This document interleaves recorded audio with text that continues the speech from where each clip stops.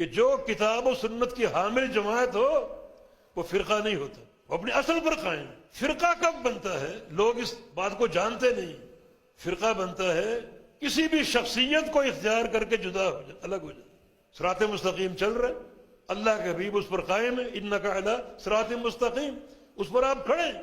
جو اس صراط مستقیم پر موجود ہے وہ اللہ کے نبی کے ساتھ، اللہ کے نبی کی جماعت ہے۔ جس نے شخصیت کو بدلا کہ میں تو فلاں شخصیت کا پیروکار، میں فلاں شخصیت کا پیروکار، وہ اس شخصیت کے ساتھ افترق، وہ جدا ہو گیا، الگ ہو گیا، مانا ایک فرقہ بن گیا۔ کتاب و سنت کا حاملین فرقہ نہیں۔ اور وہ جو حدیث ہم نے سنائی 73 فرقوں والی، اس میں یہ بات واضح ہوگی۔ صحابہ نے پوچھا من ہم یا رسول اللہ، وہ کون لوگ؟ رسول اللہ صلی اللہ علیہ وسلم سے دو جواب منقول، ایک الجماع، ہی الجماع، وہ جماعت ہے، وہ جماعت ہے، بات واضح نہیں ہو رہی۔ ایک اور حدیث میں کیا فرمایا؟ ہم ما انا علیہ یوم اصحابی، یہ جماعت کی تعریف ہے۔ یہ وہ لوگ ہیں جو اس چیز پر قائم ہوں جس پہ آج میں ہوں اور میرے صحابہ۔ اب جماعت کا تشخص واضح ہوا، جماعت کی تعریف اللہ کے نبی کے فرمان سے واضح ہوئی کہ جماعت کون ہے؟ جماعت وہ لوگ ہیں جو اس چیز پر قائم ہوں جس پر رسول اللہ صلی اللہ علیہ وسلم تھے اور آپ کے صحابہ تھے، اس سے اس سر منہ انحراف نہ ہو، اسی پر قائم۔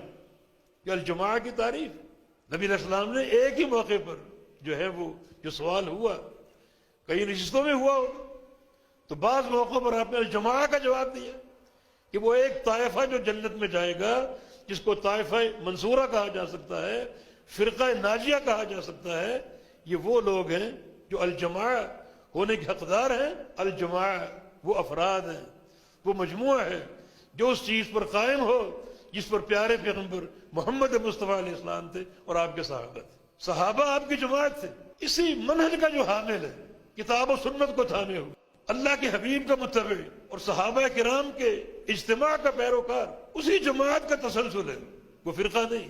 جو اللہ کے نبی کی جماعت ہے، جن مواصفات کی بنا پر وہ جماعت ہے، وہ مواصفات جس میں آج پیدا ہو گئے، اسی جماعت کا وہ تسلسل ہے۔ اہل حدیث کو جو فرقہ کہا جاتا ہے، اور یوں عام فرق کے ساتھ اس کو گٹ مٹ کیا جاتا ہے اور اس کے مفہوم کو مسخ کیا جاتا ہے، یہ بھی ایک سازش ہے۔ کتاب و سنت کا حامل ہونا یہ اصل ہے، وہ فرقہ نہیں، یہ بنیاد ہے، یہ اللہ کے نبی کی دعوت ہے۔